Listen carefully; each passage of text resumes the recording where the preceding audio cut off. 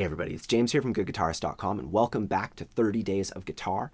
Today is day 17, and for the past few days we've been kind of visiting all these other things, playing melodies, some finger picking, the blues. We're going to get back now to our primary objective and work on some strumming.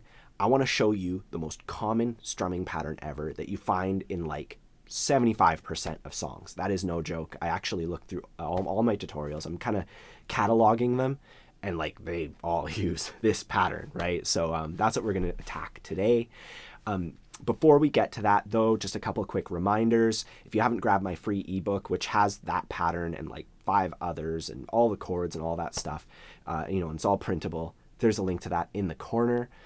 Also, if you want to develop these skills in a much more thorough way, and go through every single step of it all and get like a year's worth of lessons that you can do at your own pace, I have my complete beginner course, and I have a link in the corner for that as well.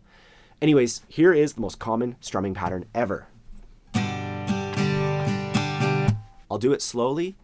1, 2, 3, and 4, and 1, and 2, and 3, and 4. And like all strumming patterns, it's a combination of downstrokes and upstrokes. The downstrokes happen on the numbers, the upstrokes happen on the ands. And to learn it, I want to break it down. The first half is something that we've already done. Down, down, up. That's what we played on Wonderful Tonight a few days ago, right? That's a super simple fundamental pattern. So let's just try that. 3, 4, 1, 2, 3, 4, 1, 2, 3, 4. A downstroke on beat 1, a down up on 2 and. And something I want to point out is the way that I was playing it there. I played on beats 1 and 2, but then I counted 3, 4 out loud, and that gave us a whole 4 measure unit. If you just go like, and then take some random amount of time and then try it again, that's not going to help build your rhythm. It'll help you with the motions, but we want to become rhythmic people, right? As guitar players, this is a rhythm instrument. And going 1, 2, 3, 4, down, down, up, 3, 4, and like vocalizing, I'm tapping my foot, I'm being a rhythmic person. As I count 3, 4, I'm still moving my arm down, and that's going to help you so much. Anyways, the first half of the strumming pattern is pretty straightforward, especially if you've been, following up to this point. And by the way, like and subscribe and all that so that you can keep following along. Now, the second half of this pattern, you see there's nothing on beat 3, and we haven't encountered that yet. We're missing a main beat. The numbers, 1, 2, 3, 4, those are main beats, and they're very important. And when one is missing, it creates this feeling called syncopation. There's a word for it because it's this important musical thing. And we need to feel the beat, even though we're not playing it. And the best way to do that is to literally just say miss out loud. So the second half of our pattern goes miss, up, down, up. So let's just mute the strings and let's go 1, 2, miss. I'm literally missing the strings with a downstroke, and then up, down, up. 1, 2, miss, up, down, up. I'm moving my arm on 1, 2, miss, up, down, up. 1, 2, miss, up, down, up. And I encourage you right now to tap beats 1 and 2 with your foot. 1, 2, miss, up, down, up. If you can tap through the rest of it, cool. But even just those 2 beats will help you get into it.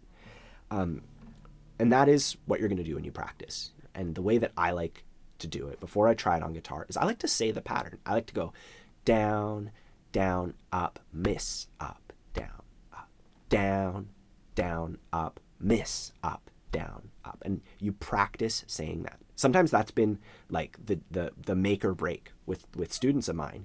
They can't get that syncopation and get that. And then they just learn to say it while they tap it, work on that for a couple days. And all of a sudden it's easy to just literally tell your hand what to do. You're telling your hand down, down, up, miss, up, down, up. It's like instructions for your hand. So you learn to say it, then you learn to do it on guitar, going down, down, up, miss, up,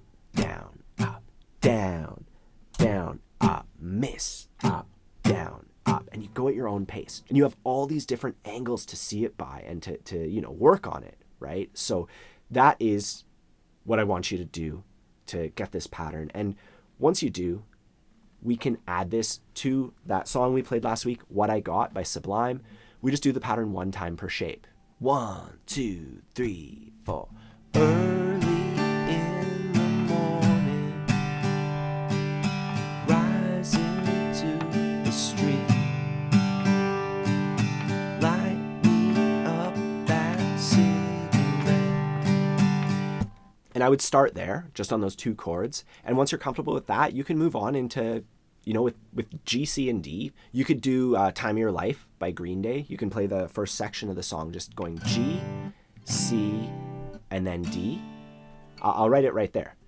1, 2, 3, 4. The turning point, a fork stuck in the road. Time grabs you by the wrist, directs you where to go. There is also an E minor in that song, and we'll get to that when we do it. You could try this pattern with Wonderful Tonight.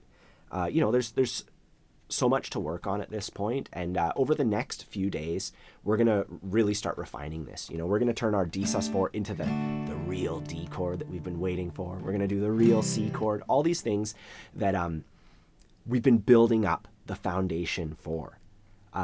Sometimes people start with the C chord or the D chord, and maybe if you're like one of the top 2%, you can do that. But I've seen literally like 1,000 students one-on-one lessons, and even people who have been trying to play for months, the C chord can be very difficult, right? So we've been building up into all this stuff using these these not tricks, but these easy ways to ease into it. And from this point on in our 30 days of guitar is where we're gonna take all that work that we've already put in up front, and we're just gonna learn tons of songs, learn all the chord shapes that we need, learn the progressions. I'm going to show you a chord melody. This is really the exciting part of our journey together. So if you haven't already subscribed, please take a moment to subscribe to the channel, hit the bell icon. That way you'll be notified about all the upcoming lessons. And if you haven't grabbed your copy, my free ebook has the strumming pattern that we went over today. In that, you can print it out. There's all this other information on strumming in general that you'll find pretty interesting. And, as far as working through everything, my complete beginner course is infused with rhythm. That's the thing that I notice is missing in pretty much all the students who come to me, is their sense of rhythm needs to be, especially with older beginners, it needs to be nurtured. And like we do with the chord switching game, even when we're switching chords, there's rhythm in there. In that course, like 50-60% of it is about rhythm and about making it sound like the song, capturing that feeling. At the end of the day, your chord hand just kind of moves every once in a while to make the shapes, but this is the hand that's really activating the guitar. If I make the chord shapes, I don't hear anything. It's not until you actually add that the music starts to happen, right? So if you want to really focus on that, please take a look at my beginner course. Otherwise, have a fun time practicing, and I'll see you tomorrow.